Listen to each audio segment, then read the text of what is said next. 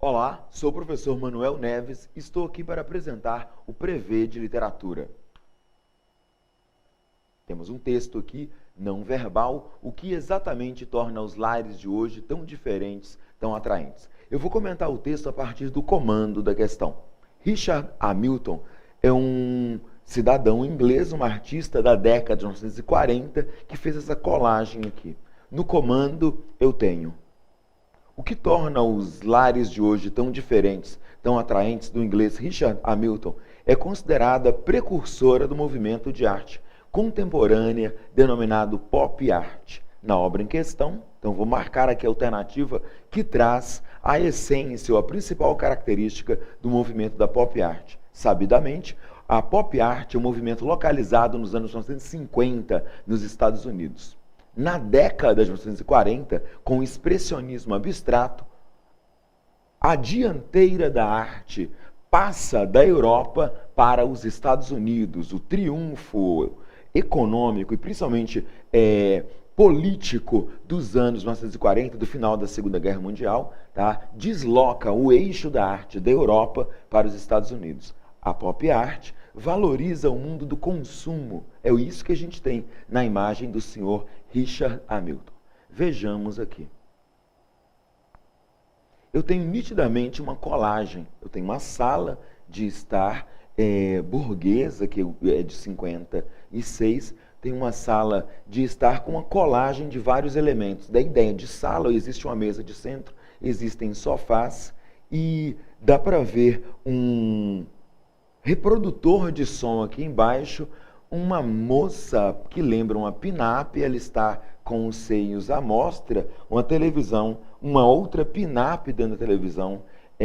Existem quadros com reprodução de cartazes de cinema, destaca o corpo do jovem e da moça, tá? Eles estão objetificados. O nome da pop art pode também ter vindo daquele pirulito ali, pop, que tem uma conotação erótica. Tá? Existem objetos aqui usados pelo burguês como não só os objetos eletrônicos. Eu tenho pirulito, tenho jornal, tenho elementos que reproduzem música, elementos que permitem limpar a sala. É uma colagem que tem um traço cubista.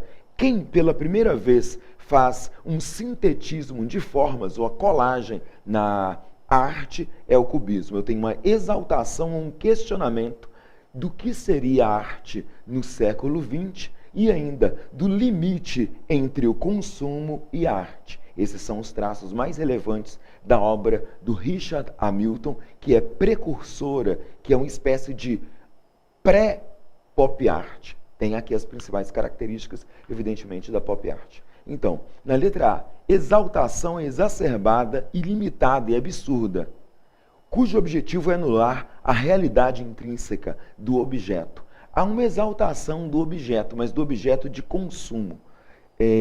Por isso, dá para interrogar a letra A. Tá? É interessante aqui a ideia de que haja uma exaltação de forma quase que ilimitada, absurda, exacerbada do mundo do consumo ou do objeto.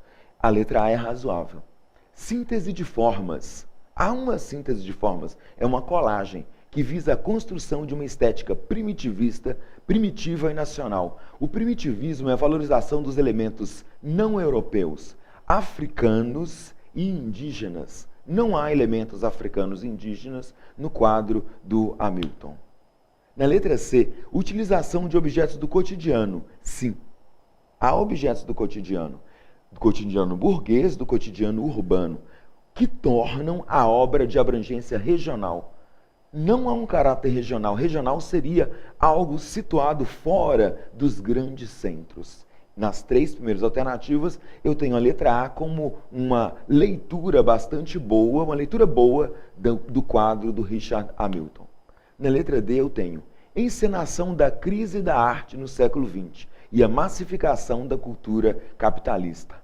No quadro, eu tenho vários objetos de consumo do mundo capitalista. Tá? Eu tenho móveis, eu tenho utilitários, eu tenho inclusive os corpos os corpos das duas, do homem e da mulher, eles estão objetificados.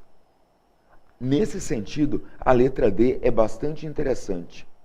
Tão boa ou mais do que a letra A.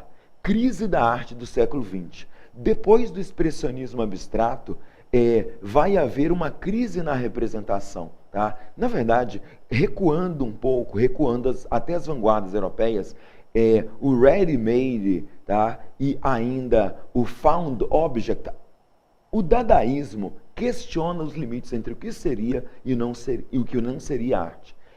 Entre as 4 opções fornecidas, a letra A é boa e a letra D é excelente. Encena a crise da arte no século XX. Por quê? Porque é uma colagem de propagandas, tá? De recortes de revistas e de jornais. Massificação da cultura capitalista. Sem dúvida, são objetos de consumo. Até mesmo as representações humanas, o moço e a moça, estão objetificados. A e D são muito boas e a D é melhor, sem dúvida. Na obra em questão, observa-se uma performance. A performance é uma arte performática, uma arte feita com o próprio corpo, os movimentos do corpo, ou o modo como o corpo é apresentado, é ultra importante. Isso é a própria obra de arte. É razoável a letra E, mas a letra D é melhor. Não é uma performance, é uma colagem de objetos oriundos do mundo do consumo. Isso é a pop art. É uma questão aqui, então, que trata da arte contemporânea e nós podemos marcar, sem dúvida, a alternativa D de dado. Encena a crise da arte do século XX e a massificação da cultura capitalista. É isso.